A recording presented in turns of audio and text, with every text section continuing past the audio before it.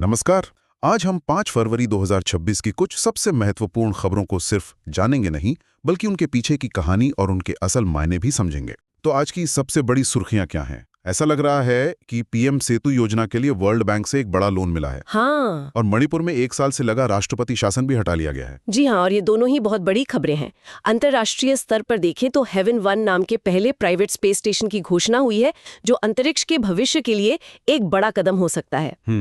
रक्षा क्षेत्र में भारत और किर्गिस्तान के बीच असम में एक्सरसाइज खंजर चल रहा है। अच्छा। और अर्थव्यवस्था की दुनिया में इलन मस्क ने नेटवर्थ का एक नया कीर्तिमान स्थापित किया है। चलिए, सबसे पहले राष्ट्रीय समाचारों पर गहराई से बात करते हैं। मणिपुर में लगभग 1 साल बाद राष्ट्रपति शासन का खत्म होना, ये एक बहुत बड़ा राजनीतिक घटनाक्रम है। इसका क्या मतलब है? इसका सीधा मतलब है कि केंद्र सरकार को अब लगता है कि राज्य में लोकतंत्र की प्रक्रिया को फिर से बहाल करने के लिए हालात स्थिर हो गए हैं। ओके। राष्ट्रपति ने संविधान के अनुच्छेद 356 के तहत जो घोषणा जारी की थी उसे वापस ले लिया है, जिससे अब चुनी हुई सरकार के लिए रास्ता साफ हो गया है। और इसी से जुड़ी एक और खबर है कि प्रधानमंत्री मोदी ने जालंधर के आदमपुर एयरपोर्ट का नाम बदला है। जी, श्री गुरु रविदास महाराज जी के नाम पर कर दिया है। लेकिन जो खबर मुझे ज्यादा रणनीतिक लग रही है वो है भारत कंटेनर शिपिंग लाइन का लॉन्च। हाँ, ये वाकई एक बहुत बड़ा, बहुत स्ट्रैटेजिक कदम है। कैसे? देखिए, अभी हम अपने शिपिंग कंटेनरों के लिए लगभग 95% चीन पर निर्भर है। 95%? जी हाँ, ये निर्भरता सप्लाई चेन के लिहाज से एक बहुत बड़ा खतरा है। भारत कंटेनर शिपिंग लाइन और इससे जुड़ी जो नीतियां हैं, वो इस निर्भरता को खत्म करके भारत को शिपिंग और कंटेनर निर्माण में आत्मनिर्भर बनाने का एक महत्वाकांक्षी प्रयास है। बिल्कुल। अब जरा अंतर्राष्ट्रीय खबरों का रुख करते हैं। स्पेन एक बहुत ही दिलचस्प कदम उठाने जा रहा है। हाँ, 16 साल से कम उम्र के बच्चों के लिए सोशल मीडिया पर बैन। क्या ये वाकई संभव है? ये एक बहुत बड़ा सवाल है जिस पर पूरी दुनिया में बहस हो रही है। चुनौती तकनीकी कम, सामाजिक ज्यादा है ना? लेकिन ये कदम बताता है कि सरकारें अब बच्चों के मानसिक स्वास्थ्य पर सोशल मीडिया के असर को लेकर कितनी गंभीर हो गई हैं। सही है। इसी बीच दुबई में वर्ल्ड गवर्नमेंट समिट 2026 शुरू हो गई है, जिसकी थीम है शेपिंग फ्यूचर गवर्नमेंट्स, यानी भविष्य की सरकारों को आकार देना। मध्य पूर्व में भी तनाव बढ़ता दिख रहा है। यूएनएफआईल ने लेबनान इजराइल सीमा पर ब्लू लाइन पर गश्त रोक दी है। ये ब्लू लाइन आखिर है क्या? ये समझना बहुत जरूरी है।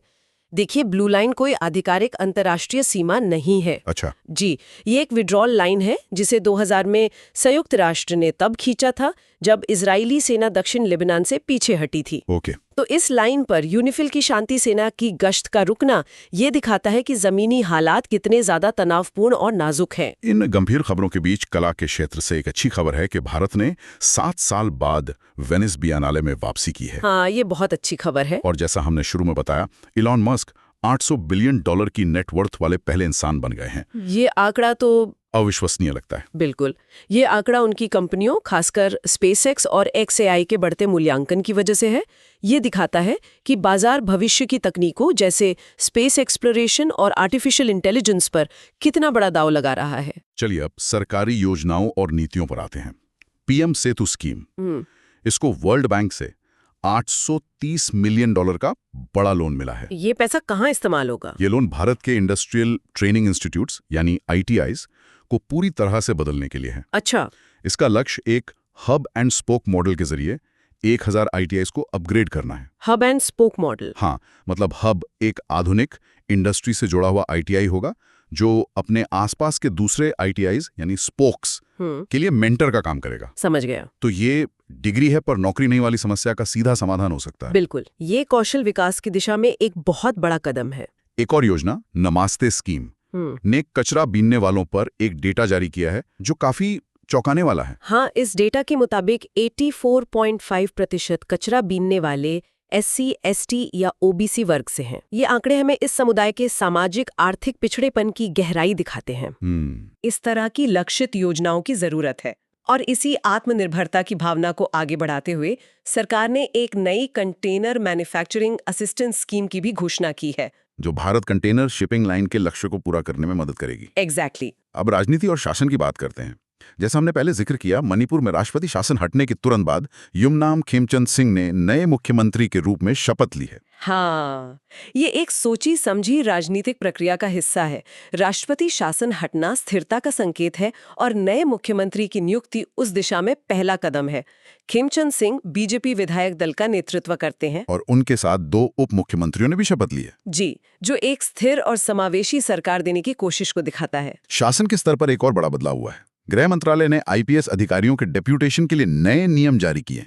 ये नियम क्या है और क्यों लाए गए हैं? देखिए, नए नियमों के तहत आईजीपी रैंक के अधिकारियों के लिए 2 साल का केंद्रीय डेप्यूटेशन अनिवार्य कर दिया गया है। अनिवार्य? जी हाँ, अनिवार्य। और ये नियम एसपी और डीआईजी स्तर पर भी लागू होंगे।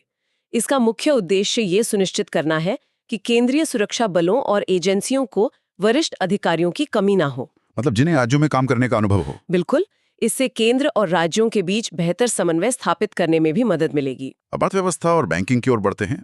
त्रिपुरा ग्रामीण बैंक ने कुछ ऐसा किया है जो देश में पहली बार हुआ है। हाँ, त्रिपुरा ग्रामीण बैंक पंजाब नेशनल बैंक यानी पीएनबी के साथ मिलकर रुपे क्रेडिट कार्ड लॉन्च करने वाला देश का पहला रीजनल रूरल बैंक आरआरबी बन गया है। ये तो बहुत बड़ी बात है। बहुत बड़ी। ये ग्रामीण भारत में डिजिटल पेमेंट और वित्तीय समावेशन के लिए एक बहुत बड़ा मील का पत्थर है। अब ग्रामीण क्षेत्रों में भी लोगों की क्रेडिट तक पहुंच आसान होगी। बैंकिंग सेक्टर में कुछ और भी हलचल है। यस बैंक को विनय टोनसे के रूप में नए एमडी और सीईओ मिले हैं। जी, और मैट्रिक्स पोर्ट को भूटान में सेवाएं देने की मंजूरी मिली है। लेकिन एक सवाल है, सरकार ने असंसाधित तंबाकू पर 18% उत्पाद शुल्क क्यों हटाया है? ये कदम तंबाकू किसानों और बीड़ी उद्योग को राहत देने के लिए उठाया गया है। होता ये था कि असंसाधित तंबाकू पर उत्पाद शुल्क से कानूनी उद्योग पर तो बोझ पड़ रहा था, जबकि अवैध व्यापार फल फूल रहा था। अच्छा, तो सरकार को उम्मीद है कि इस शुल्क को हटाने से टैक्स का अनुपालन बढ़ेगा और किसानों को बेहतर दाम मिलेंगे। अब बजट 2026-27 की कुछ खास बातों पर नजर डालते हैं। कंटेनर निर्माण के लिए 10,000 करोड़ रुपए का फंड। ये तो सीधे तौर पे भारत कंटेनर शिपिंग लाइन से जुड़ता है। बिल्कुल, ये दिखाता है कि सरकार इस योजना को लेकर कितनी गंभीर है।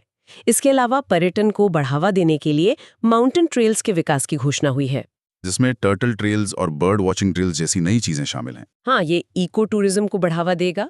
साथ ही ओडिशा और केरल में रेयर अर्थ कॉरिडोर पर फोकस किया जाएगा, जो भारत के लिए रणनीतिक रूप से बहुत महत्वपूर्ण है। क्योंकि रेयर अर्थ मिनरल्स का इस्तेमाल इलेक्ट्रॉनिक्स से लेकर रक्षा उपकरणों तक हर जगह होता है ना। सही कहा। अब कुछ रिपोर्ट्स और रैंकिंग्स देख लेते हैं।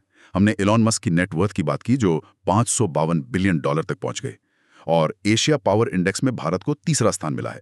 ये रैंकिंग किस आधार पर होती है? एशिया पावर इंडेक्स सिर्फ सैन्य ताकत नहीं देखता, ये आर्थिक क्षमता, सैन्य क्षमता, सांस्कृतिक प्रभाव, कूटनीतिक प्रभाव, मतलब कई पैमानों पर देशों को आंकता है। तो 3रा स्थान मिलना ये दिखाता है कि एशिया में भारत एक बड़ी और प्रभावशाली शक्ति के रूप में लगातार मजबूत हो रहा है। बिल्कुल। एक और रिपोर्ट है जो हमारी पुरानी चर्चा को पुष्ट करती है कि दुनिया के 95% कंटेनर चीन में बनते हैं। जी, और एक वेस्ट पिकर सर्वे के मुताबिक दिल्ली में ज्यादातर कचरा बीनने वाले सामान्य श्रेणी के हैं, जो नमस्ते स्कीम के राष्ट्रीय डेटा से थोड़ा अलग है। हाँ, ये दिखाता है कि कैसे अलग अलग क्षेत्रों में सामाजिक समीकरण बदल सकते हैं। और अर्थव्यवस्था के लिए एक और सकारात्मक खबर ये है कि S&P ग्लोबल ने भारत के विकास के पूर्वानुमान को बढ़ाया है, जो वैश्विक निवेशकों के भरोसे को दिखाता है। चलिए अब विज्ञान और प्रौद्योगिकी की दुनिया में चलते हैं।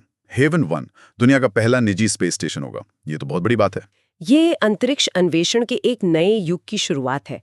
अभी तक अंतर्राष्ट्रीय स्पेस स्टेशन ISS ही एकमात्र ऐसा ठिकाना था जो कई देशों की सरकारों द्वारा चलाया जाता था। और हेवन 1 का लॉन्च 2027 में स्पेसएक्स के फाल्कन 9 रॉकेट से होना है। हाँ, और ये अंतरिक्ष के व्यवसायीकरण यानी कमर्शलाइजेशन की दिशा में एक बहुत बड़ा कदम होगा। और रक्षा प्रौद्योगिकी में भी भारत ने एक बड़ी छलांग लगाई है।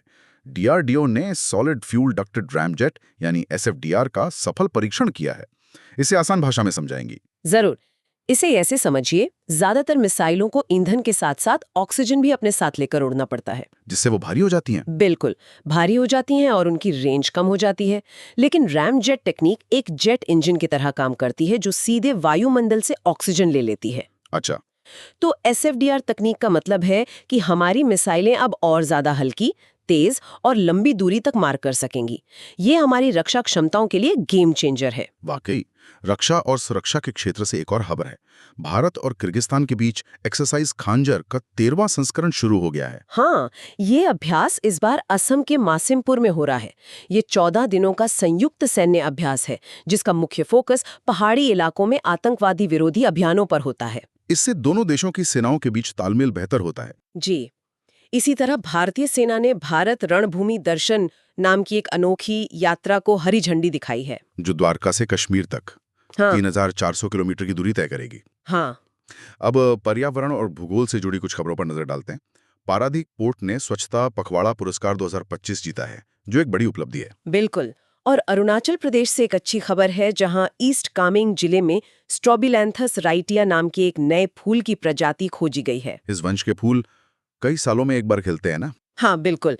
वहीं Chennai world sea food Congress 2026 की मेजबानी करेगा, जो भारत के समुद्री खाद्य उद्योग के लिए एक बड़ा अवसर है। और एक अंतर्राष्ट्रीय घटनाक्रम में जापान के सकुराजिमा ज्वालामुखी में फिर से विस्फोट हुआ है। जी, जो वहां के सबसे सक्रिय ज्वालामुखियों में से एक है। अंतर्राष्ट्रीय सम्मेलनों की बात करें तो हमने वर्ल्ड गवर्नमेंट समिट की चर्चा की, जो दुबई में हो रही है। खेल के क्षेत्र में भी भारत के लिए एक अच्छी खबर है। हाँ, भारत 2027 में एशियन राइफल पिस्टल चैंपियनशिप की मेजबानी करेगा। और ये इसलिए भी खास है क्योंकि ये लॉस एंजल्स ओलंपिक्स 2028 के लिए एक कोटा इवेंट होगा। मतलब यहाँ अच्छा प्रदर्शन करने वाले खिलाड़ी सीधे ओलंपिक्स के लिए क्वालिफाई कर सकते हैं। हाँ जी, इसके अलावा भारत के माइटी यानी ministry of electronics and information technology ने EU DG कनेक्ट के साथ एक ई-साइन समझौते पर हस्ताक्षर किए हैं। जिससे डिजिटल दस्तावेजों को अंतर्राष्ट्रीय मान्यता मिलेगी। बिल्कुल। अब खेल जगत की कुछ और सुर्खियां। थाईलैंड मास्टर्स 2026 में देविका सेहवाग ने बैडमिंटन का खिताब जीता है। और ये एक बहुत बड़ी जीत है। देविका BWF सुपर 300 खिताब जीतने वाली सिर्फ तीसरी भारतीय महिला खिलाड़ी बनी है। अविश्वसनीय। स्क्वाश में भी युवा खिलाड़ी अनाहत सिंह ने वर्ल्ड टॉप 20 में जगह बना ली है। वो ये रैंक हासिल करने वाली सबसे कम उम्र की एशियाई खिलाड़ी हैं। ये एक असाधारण उपलब्धि है। और जैसा हमने बताया, भारत 2027 में शूटिंग चैंपियनशिप की मेजबानी दिल्ली के डॉक्टर करणी सिंह रेंज में करेगा। सही है। पुरस्कार और सम्मान की श्रेणी में भूटान की राजमाता को Upendra Nath Brahma soldier of humanity पुरस्कार मिला है। ये पुरस्कार उन्हें असम के बोडोलैंड विश्वविद्यालय में दिया गया। वहीं पारादीप पोर्ट को स्वच्छता के लिए प्रथम पुरस्कार मिला है। और भारतीय मूल के वैज्ञानिक वीरभद्रन रामानाथन को जियो साइंस के क्षेत्र में प्रतिष्ठित क्रेफोर्ड पुरस्कार मिला है। जी। और एक बहुत ही असामान्य खबर में दिवंगत समाजशास्त्री आंद्रे बेतेले के लिए 2005 में घोषित पद्म भूषण को वापस ले लिया गया है। अब कुछ महत्वपूर्ण नियुक्तियों और निधन की खबरें। युमनम खेमचंद सिंह मणिपुर के नए मुख्यमंत्री बने हैं। इसके अलावा भी कई अहम नियुक्तियां हुई हैं। हाँ, इंदरपाल सिंह वालिया को AOC इन सी पूर्वी कमांड, दिवाकर जयंत को DG ऑफ नेवल आर्मामेंट और निवेदिता दुबे को एयरपोर्ट अथॉरिटी में HR डायरेक्टर नियुक्त किया गया है। और दुखद समाचार यह है कि प्रसिद्ध समाजशास्त्री आंद्रे बेतले का निधन हो गया है। जी, उनकी किताब कास्ट, क्लास एंड पावर को समाजशास्त्र में एक क्लासिक माना जाता है। ठीक है, अब चर्चा के उस हिस्से में आते हैं जो सीधे सीधे परीक्षाओं के लिए बहुत महत्वपूर्ण है।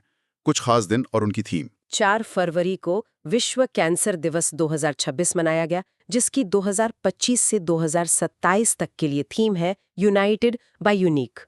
इससे पहले 2 फरवरी को विश्व आर्द्र भूमि दिवस की थीम थी वेटलैंड्स एंड ह्यूमन वेलबींग, और 1 फरवरी को भारतीय तटरक्षक दिवस मनाया गया था। अब कुछ ऐसे तथ्य जो ऑब्जेक्टिव परीक्षाओं में सीधे पूछे जा सकते हैं, जैसे PM सतु योजना के लिए वर्ल्ड बैंक से लोन की राशि कितनी है? राशि है $830 मिलियन। मणिपुर विधानसभा में सीटें 60 सीटें हैं। हेवन 1 को SpaceX का फाल्कन 9 रॉकेट लॉन्च करेगा, और अनुच्छेद 356 राष्ट्रपति शासन से संबंधित है। और एक्सरसाइज खांजर के संदर्भ में किर्गिस्तान की राजधानी बिश्केक। सही। और एनालिटिकल परीक्षाओं के लिए हमें कुछ कॉन्सेप्ट्स को समझना होगा, जैसे SFDR तकनीक का असल महत्व क्या है? इसका महत्व ये है कि ये मिसाइल की रेंज और पेलोड यानी हथियार ले जाने की क्षमता दोनों को बढ़ाता है। क्योंकि ये वायुमंडलीय ऑक्सीजन का उपयोग करता है। बिल्कुल, जिससे मिसाइल हल्की हो जाती है। इसी तरह मणिपुर में अनुच्छेद 356 का हटना राज्य में स्थिरता लौटने का संकेत है, और हेवन 1 जैसे निजी स्पेस स्टेशन सरकारी स्पेस एजेंसियों से व्यावसायिक स्पेस हब की ओर एक बड़े बदलाव का प्रतीक है। अंत में कुछ तेज वन लाइनर्स और कीवर्ड्स पर नजर डाल लेते हैं। गोवा बुक फेस्टिवल का उद्घाटन मुख्यमंत्री प्रमोद सावंत ने किया। देवेन मोली, ये गुजरात में एक महत्वपूर्ण बौद्ध स्थल है जहां से मिले अवशेष हाल ही में श्रीलंका भेजे गए हैं। ओके। विनय टॉन्से की येस बैंक के एमडी के रूप में नियुक्ति को आरबीआई ने मंजूरी दी है। अनाहत सिंह का संबंध स्क्वॉश से है। और सूर्य किरण? ये नेपाल के साथ भारत का एक संयुक्त सैन्य अभ्यास है जो रिवीजन के लिए महत्वपूर्ण है। इस विस्तृत चर्चा के पीडीएफ नोट्स डाउनलोड करने के लिए आप हमारे टेलीग्राम चैनल से जुड़ सकते हैं। वहां आपको परीक्षा से जुड़ी और भी उपयोगी सामग्री मिलेगी। अगली चर्चा तक अपनी तैयारी जारी रखें।